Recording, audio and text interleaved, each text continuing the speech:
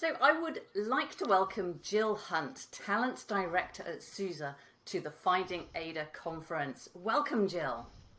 Oh, it's great to be here and thanks for having me. It's a pleasure to chat to you today. Really looking forward to it. Lovely. So, Jill, can you tell me a little bit about what SUSE does, and also can you tell me a bit about your background? Yeah, sure. So we're a global innovator in enterprise grade open source solutions, including enterprise Linux, Kubernetes management and edge solutions. And we collaborate with partners and communities to empower our customers to innovate everywhere. I think really what makes this really real for me are some of the examples of the things our software powers, and hopefully this makes it real for everyone listening as well. So our software powers 60% of the Fortune 500 companies, and some examples are things like autonomous driving and mammogram machines. It's embedded in air traffic control systems, weather forecasting technology, trains, airplanes, and satellites. So when we say we innovate everywhere, we really are everywhere, even in space. And it's through the power of many. What makes SUSE really unique is it's our people that are the driving force, and they really are at the heart of the growth strategy at SUSE. It's the heart of the pulse of the business. So much so that all people leaders at SUSE have key metrics all around people, things like reducing attrition, improving employee engagement, and increasing career progression, which brings us to today's topic, of course. So that's a little bit about SUSE. And now a bit about me, and I guess let me tell you this through the story of me thinking back to that 16-year-old me at school in Sale, Manchester, in the United Kingdom, in the northwest of England. And I remember being at a careers day at school, and I'd just taken what's called GCSEs, and being asked what I wanted to be when I left school. And I remember feeling this huge pressure when I got asked that question. And I remember thinking, God, I really should know the answer to this question. So what did I do on that day? I actually just made something up. And I really didn't know what I wanted to be, but I felt that I should. Um, and so I ended up spending the whole of that day talking to people about this invented future me, this invented future career that I just didn't want at all. Um, and actually, the honest answer to that question at the time was, I don't know what I want to be when I grow up. And sometimes I still say that today. But what I think's great about that, if you actually phrase that question in a different way, the actual answer is, I don't want to limit my possibilities. And having that mindset that actually possibilities are limitless. And yet, how many of us heard, what's your 5-year plan back then? And I think probably even more relevant in the year we've all just been through, right? That who could predict the future? And so what did I do? Well, I didn't even know what subject I wanted to study at university. I did know I wanted to go to university, and it was the best advice I got from my mum and dad, which was to say, well, what do you enjoy? And do that. So that steered my decision. And then it was which university, and I got down to two. I knew I wanted to study geography by this point, and there were two universities, one in Leeds, one in Birmingham. Well, how did I make the decision? Well, the geography field trip, one went to France and one went to Spain, and I decided I fancied Spain, so I ended up in Leeds. And then, of course, I know this is a long story, but hopefully some of what we're talking about is really relevant to thinking then about other people's careers and the decisions they make at various points in their life. So after university, then the question is, need to get a job. And actually, where do I live now? Do I go home? Well, actually, I ended up meeting what is and still is, thankfully, my future husband, and he had a very clear career direction choice. And so what did I do? I followed that passion, and I followed him, and I ended up on the south coast of England. But then I did actually have to get a job. Um, I'd experienced some sales jobs in my teenage years in shoe shops, and I was comfortable talking to people. I'd worked in bars. So my first job, my first graduate sales job, was in a brewing industry. And I then spent 4 years in sales, looking after pubs in Sussex in England and nightclubs in the centre of Brighton. Great job in your 20s, and suited the phase of life I was in. Um, but different factors come into your life, and then it became about, well, actually, I really would like to get a house and invest in our own place. So then money became a bigger driver than just enjoyment. And so I stayed in sales, but I moved to a role where there were better benefits. And during that job in sales, I then really started to get an interest in technology, because that was the point where I worked for Yellow Pages in the UK, and it was very much digitalizing and looking at how to move across to the internet. And I happen to be fairly good at talking to customers and removing the complexity of that. But what actually happened then is that I started to onboard and coach new salespeople and help them in them being successful in having those conversations. And it was at that point that I realized, actually I had a real passion for this. I loved coaching others and seeing others grow and succeed. And so that led to the next choice and direction. And then I looked for jobs more in learning and development, and then was really fortunate to get a role where I was able to deliver sales training, and that led to leadership development programs for a local newspaper group in the UK. And my career progressed there. I had 15 really happy years with that organisation, ultimately leading the learning and development department nationally, and implementing many sales leadership development programs. And now my next biggest life challenge, there's certainly challenges in that industry, and I had to make a very difficult decision. We were faced with some cost pressures in that business, and I was asked to look to restructure. And what felt right at that point was actually that they didn't need somebody leading that team at that level. And so one of the restructures was to restructure myself. And that was the point that I suppose made myself redundant. And that was a massive life decision, but that led to a really inspiring part of my career where I decided to become a contractor. I experienced different businesses, and one of those, through a previous connection, was a consultancy job with SUSE, and that then became permanent. So that's, I guess, my story. And the thing that I've learned from some of that is what I now apply with two children who are 14 and 11, and getting to that point of what do I want to be when I grow up. And I never ask them that question. We just focus on what inspires you, what do you enjoy, and make sure you follow that route, because that will lead you to an exciting future. Absolutely. And I think there's two really important points to draw out of there that chime with me. Firstly is you don't need to start in tech to have a rewarding career in tech. It doesn't have to be your life passion. I didn't start off in tech. I come from, I studied geology, and then went into publishing and journalism. So, careers are not necessarily linear. And also focusing on what you enjoy, what you're passionate about. So this kind of leads us into what we're talking about today, which is leadership skills. So how do you develop the leadership skills that you need to support your employees' career growth.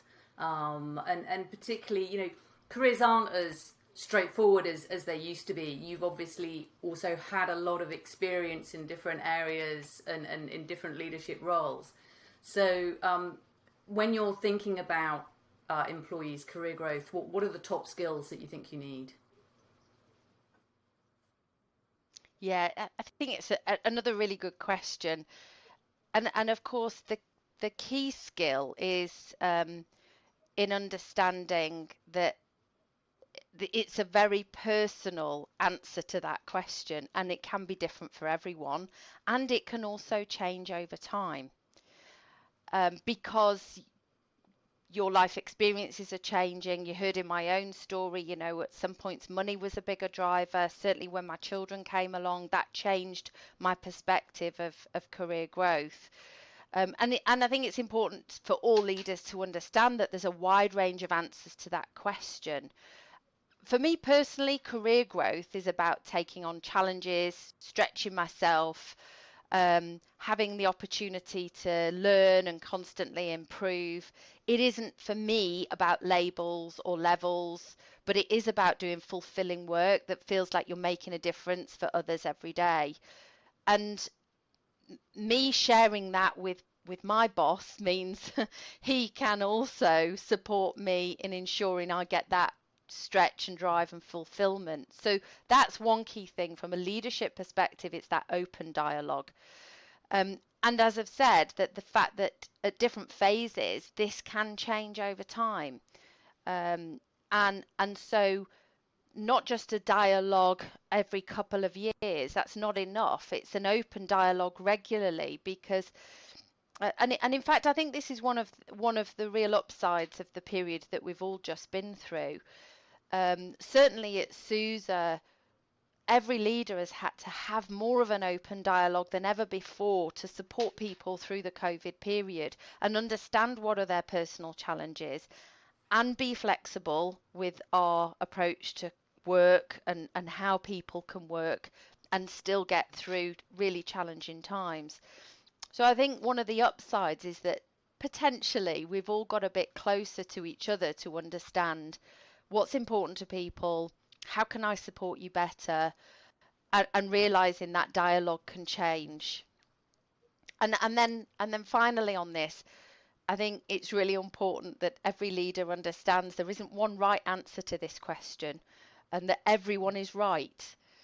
And so that, I suppose, comes to the business context. That means when we're looking at talent development and how to support career progression, we can't have a one-dimensional approach to that. And the key for us is establishing the conditions within the business to enable employees and leaders to have that really effective career conversation. Absolutely.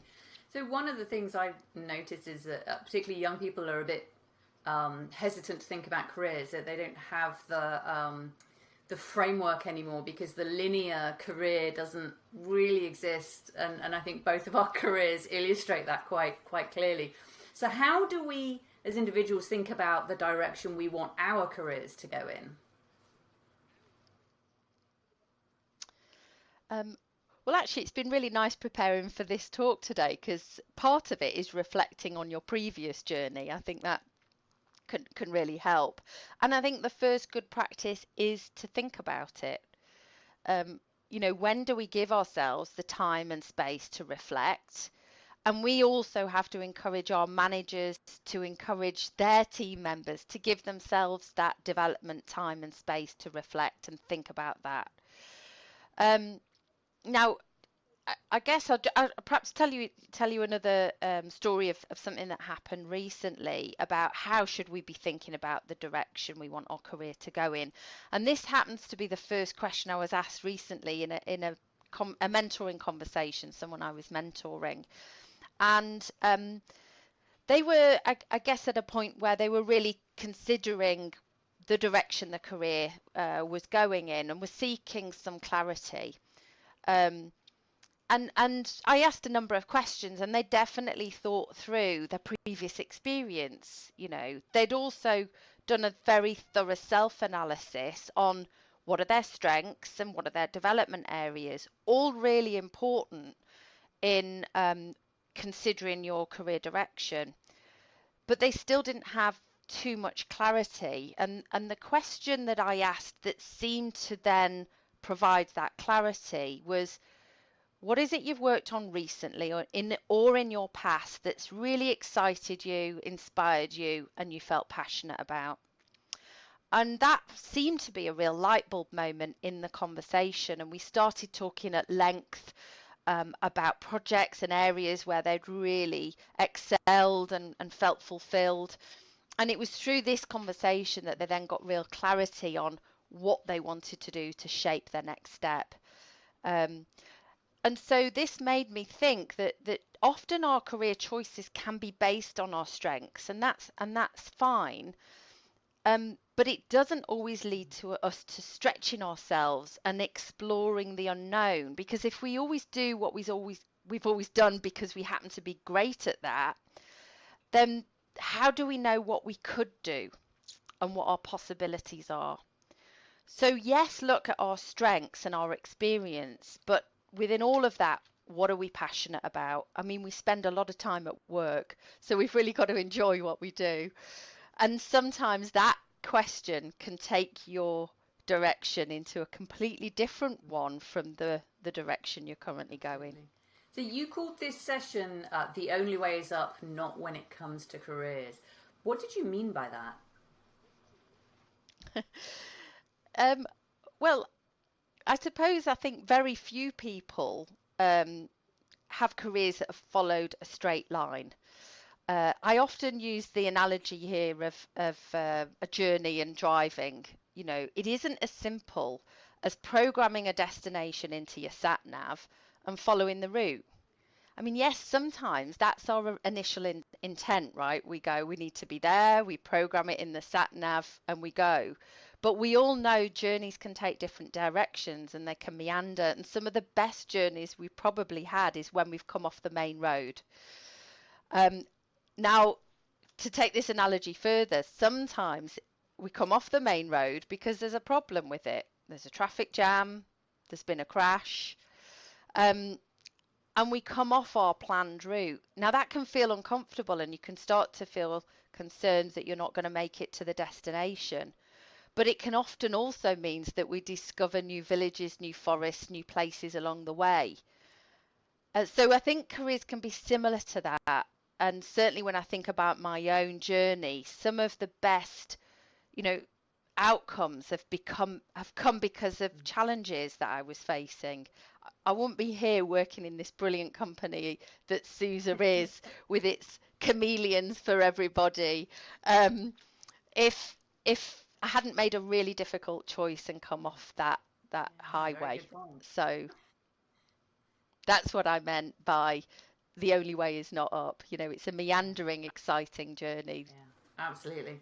So how do you, as a leader, come to understand what employees want, and how do you identify and understand your employees' career aspirations?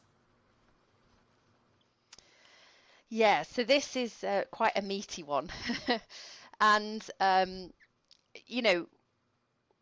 first of all, there's the how we did it, but then the first part was why we really focused on this.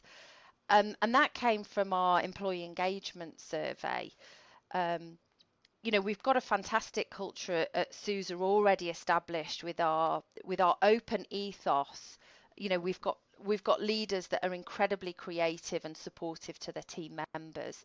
But our employee engagement survey told us that we could do more and that there were ways that we could improve. And we did that last March. And so it was that provided some extra focus. And we implemented a number of new processes, which is the how, and I'll come to that. And I'm pleased to say that, we have made significant inroads here with an increase of 20 points on our what we call EMPS. It's our Net Promoter Score. That's the way we measure engagement. On the specific question of career growth, we've increased by 20 points over the last year.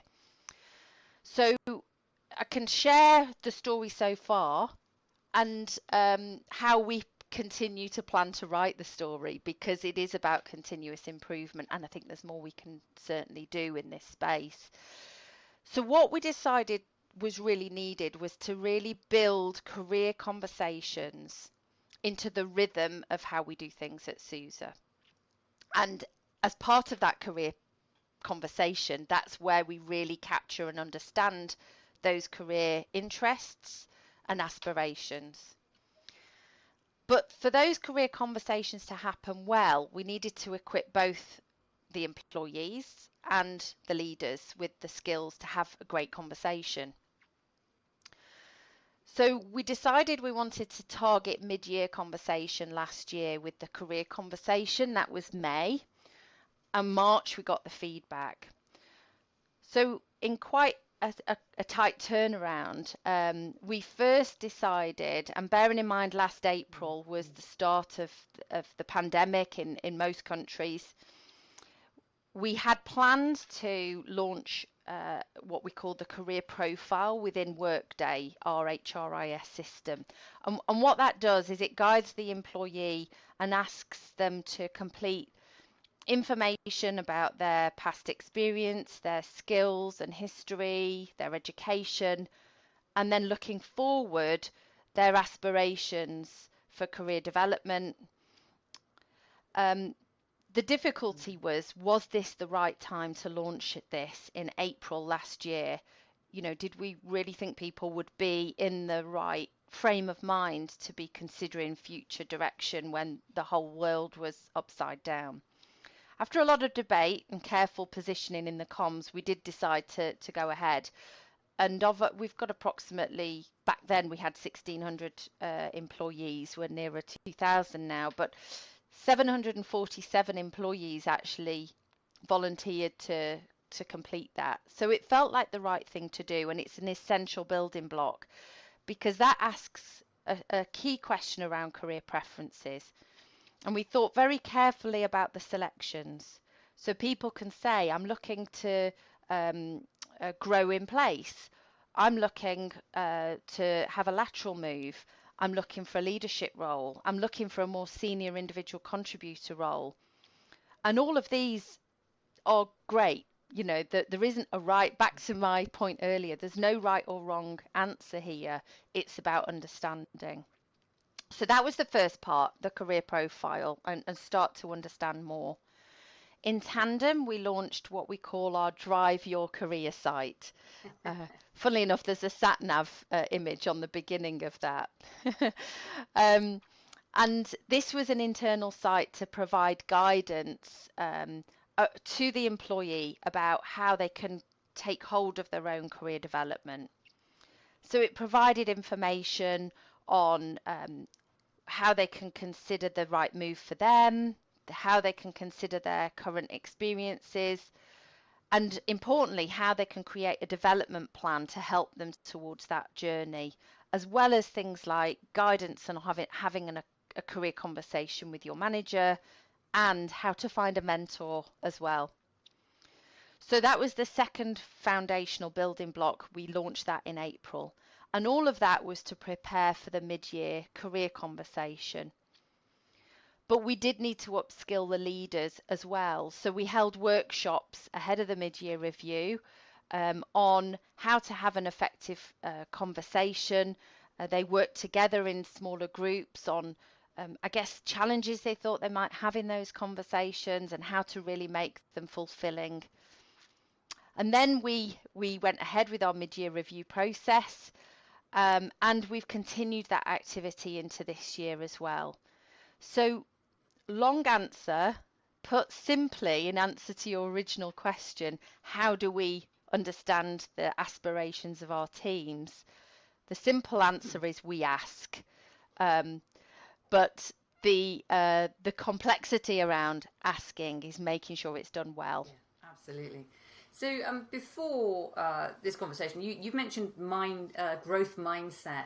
Can you tell us what is a growth mindset, and how does that help foster a culture of inclusion?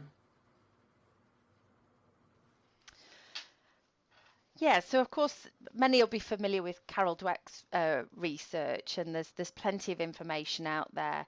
But certainly for SUSE,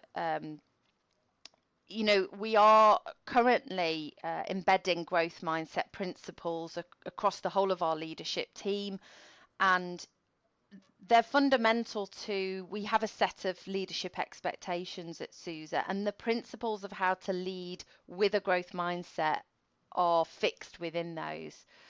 And so it's a way of thinking that influences behaviors. Um, it has a powerful influence on how we respond to situations. Um, it's really to show that mindset isn't fixed. It's something we can develop and change over time. So I guess unlike abilities and characteristics, which can be more difficult to change, mindset is something you can influence and change. Now, there's three aspects to the characteristics of growth mindset. The first of those is around learning. Now, this isn't, okay, do I spend time developing myself? It's about having the mindset in the first place to be open to learning. So what that means is, if you're going to be open to learning, you first have to have humility and realize that you're not the smartest person in the room. Because if we all believe we already know the answers, then we're not open to learning. And then it's, in terms of learning, it is about having a core belief that with purposeful practice, people can improve. The second factor is about resilience. So growth mindset, when you define resilience here, it's not perhaps what initially springs to mind around having grit and determination and perseverance. But resilience in a growth mindset sense is, first of all, putting yourself outside of your comfort zone. Because by embracing new challenges, you actually have to be resilient, because the likelihood is, if you put yourself out your comfort zone, you're possibly going to fail. And that's okay, because that's where the learning and the improvement comes. So resilience in growth mindset is around having a positive attitude to failure, being open to feedback, and putting yourself out your comfort zone. And then the third aspect is around innovation, and this is probably the best bit that answers your original question about how does it really impact inclusion. Well, innovation with a growth mindset, first of all, it's about being curious. Having curiosity in the first place leads to innovation. It's about being agile and open to trying new approaches. And then this is the inclusion part. It's innovation through collaboration, through realizing by having, a diversity of thought, that means you get different perspectives. And if you include a range of people when you're problem solving or looking for new ideas, you're likely to come out with better solutions. So they're the personal factors. And then it's about having leaders that establish those conditions for people to thrive with a growth mindset. So that's not having a blame culture, it's having psychological safety so that everyone's voice is represented, and encouraging that diversity of thought and contribution. Fantastic. I think it's really, really good advice there that I shall certainly be taking to heart. So we talked earlier about you're identifying leaders by basically asking people what they want their career to become. Once you've identified your future leaders, what do you do to prepare them for their first leadership? Yeah, so you're right. We do identify by asking. There's a second phase to that. Of course, there is the combination of the individual's aspiration, that we're seeing as well in that person, the performance, and the potential to achieve as a leader. And you can often see that in the way they interact in a team meeting, in the way they maybe want to take the lead on a project, and they tend to be a natural leader within a team. So yes, the aspiration of the individual is important, but so are those fundamental skills as well. But of course, we look to develop those skills. And so this year, we're really excited because we've launched our what we call the Emerging Leaders Academy, and that's the brainchild of Ulrike Kirschner, who works for me. She's based in Germany. She's on my team as a talent specialist. We're a really small team. There's myself, there's Uli, who's a talent specialist, and Tasmia Abab, who works for us in the UK as a talent coordinator. So the three of us work closely together, but Uli's leading the Emerging Leaders Academy. We've launched it this year, and this we now have 94 individuals currently coming through 3 cohorts, and they're at various stages of a 6-month development program. And what we were really keen to do, having led programs like this in other organisations, they can be quite frustrating if you're developing skills that can't be applied ahead of a leadership role. So we focus on developing skills that they can benefit from in their current role and develop today, but are really core and fundamental if you then become a leader. So for example, we start with a growth mindset assessment, and we develop their skills around growth mindset behaviours.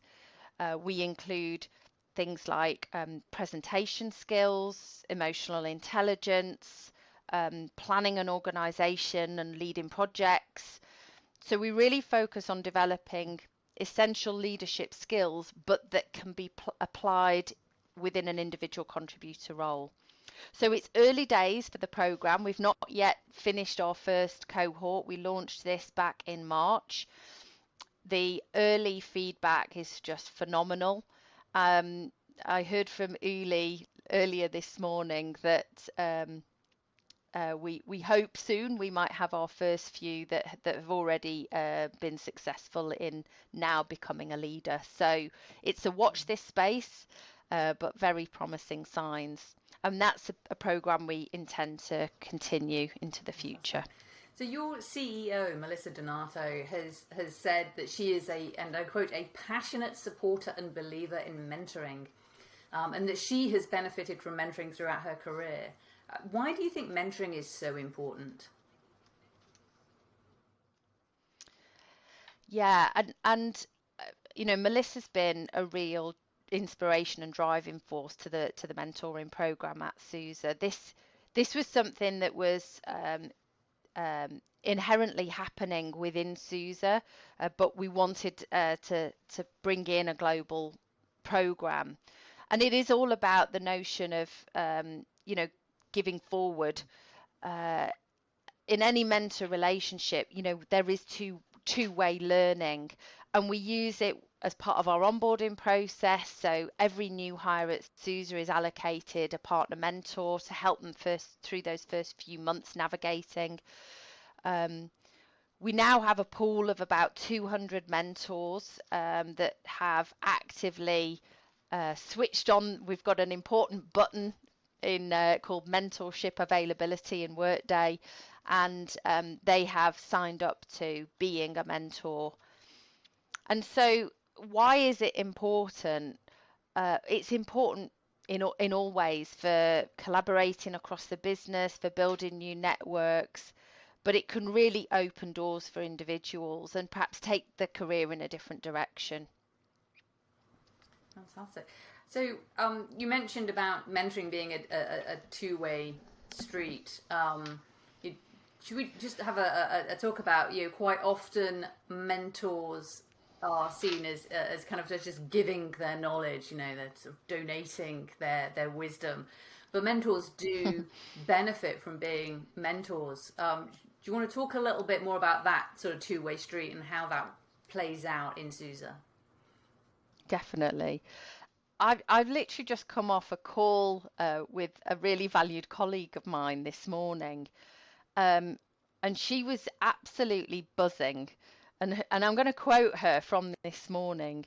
She just said to me, she's got a really busy role, by the way, at SUSE, but she just said to me, this is the best part about my entire job, Jill. She'd just come off a mentoring conversation.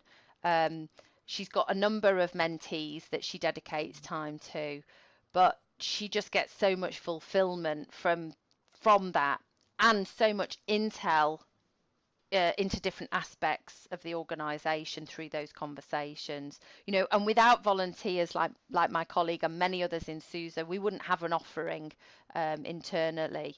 It's been effortless, actually, though, I have to say, in the challenge of getting this off the ground. We're just so lucky to have great people here that are really happy to give up time and support each other. So what do they get out of it, and what skills do we need of a good mentoring relationship? I think, touching on the growth mindset point earlier, we really do try to avoid a mentor coming across as the smartest person in the room. And ensuring that people understand there is always room to grow and learn, and that's the critical mindset for mentors and leaders to have, and for them to understand they're likely to learn just as much from mentees. So it becomes a bit of a reverse mentoring situation as well. We've talked about the different perspective, and I think some of the key skills, when we do workshops on how to be a great mentor, I really get them to consider analysing themselves in every conversation. What % of the time have I spent talking versus listening? How many open questions have I asked rather than advice given? So these are some of the key skills: being a great listener, being a coach who asks questions, but yes, offering advice. I think the difference, in a pure coaching conversation, you're really there to help the person come to their own solution. I think in mentoring, the mentee is sometimes looking for advice, but you really tend to offer that once you've explored the individual's answers to their own questions. And I think connection actually can be another thing the mentor can really offer, is providing other individuals and broadening the network for the mentee. Yeah, absolutely. So within the SUSE mentoring structure, people can find their own mentor. So how does that work? And is it important that it's mentees that are driving that process? Yes, I think that's definitely.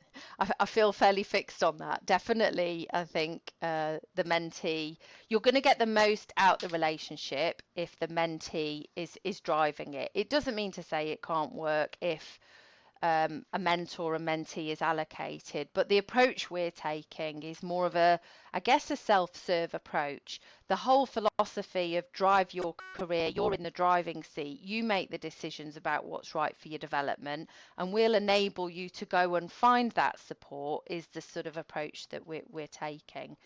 So how it works, I mentioned this key button that we ask our mentors to switch on in Workday. It's not quite as simple as that.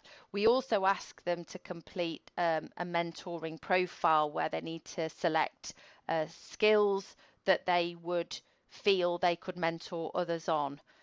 And normally that's a shorter list than your skills that you've gained over your whole career. Is probably a subset of those where you believe you can really add value to other people. So that's the kind of data collection that then drives the functionality.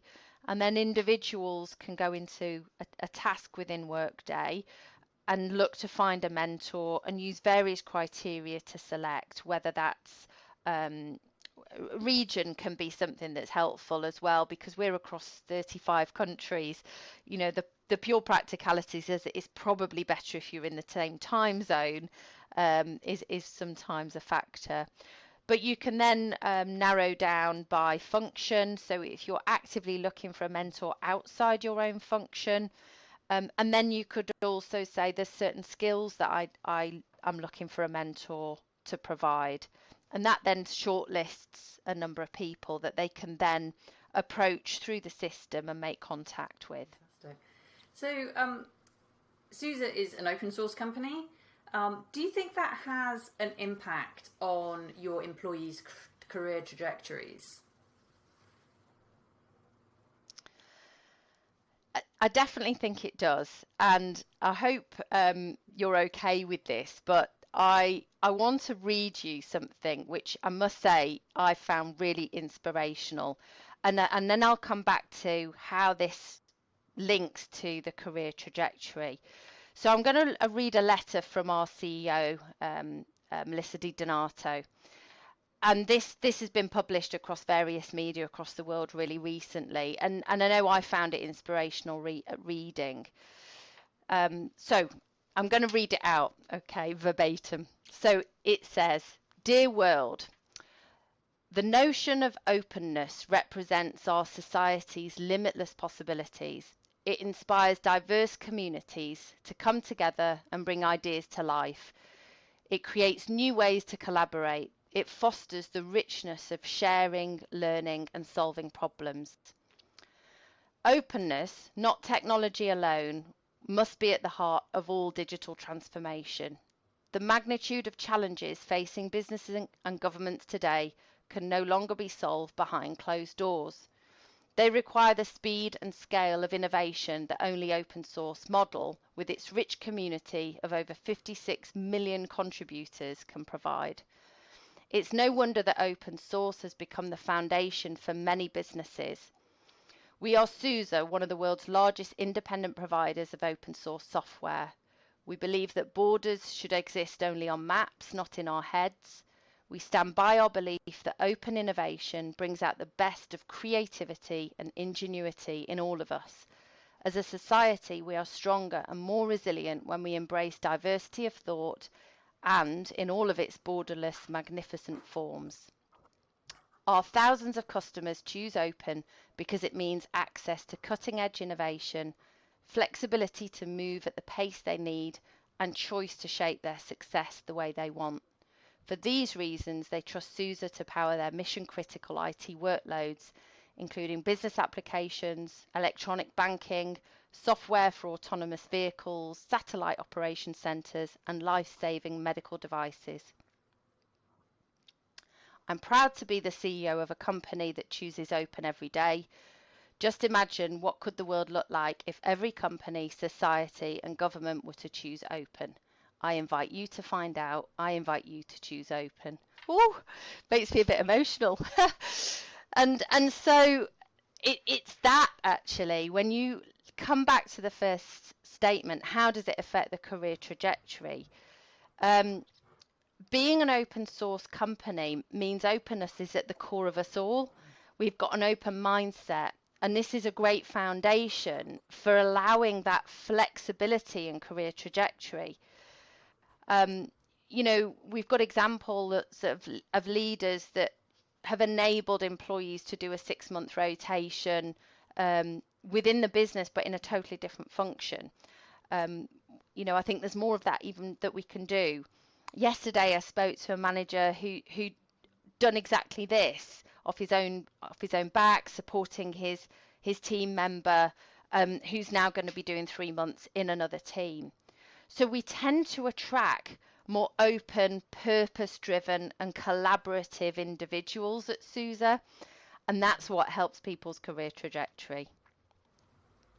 I think this idea of the career rotations and getting the opportunity to work maybe in a different team or a different function is really interesting and really useful, because I think it's very easy to get sort of set in your ways, as it were. So all of this work that you're doing sounds fantastic, sounds amazing. What do you think the impact of this is on women, and how can we ensure that women feel welcomed, valued, and supported in their careers? Absolutely. hopefully it's already come across that this is really important to us as a business, and certainly in my role. And let me just talk to some of the business initiatives, and they're definitely not, they're things I'm benefiting from, I'm not taking the credit for. And we all play a part in this together to ensure that women have opportunities that feel welcome, as you've said. So of course, first we have an amazing role model. It's having a female CEO who is inspiring and helps people to realize that there are limitless possibilities is a great start. And whatever your business, identifying who can be those aspirational role models, I think is really important. Now, I've worked in a number of different organizations, and most have had a women's network. I've never worked anywhere where there's been such a rich and vibrant network as the one that we have at SUSE, the Women in Tech Network. And there's been a number of figureheads that have really driven this over the last 18 months. The work they're doing is phenomenal, and I really benefit from. They have specific development opportunities, invite keynotes, there's networking and mentoring. We've got many active male members as well. So we do want to ensure that network is open to all.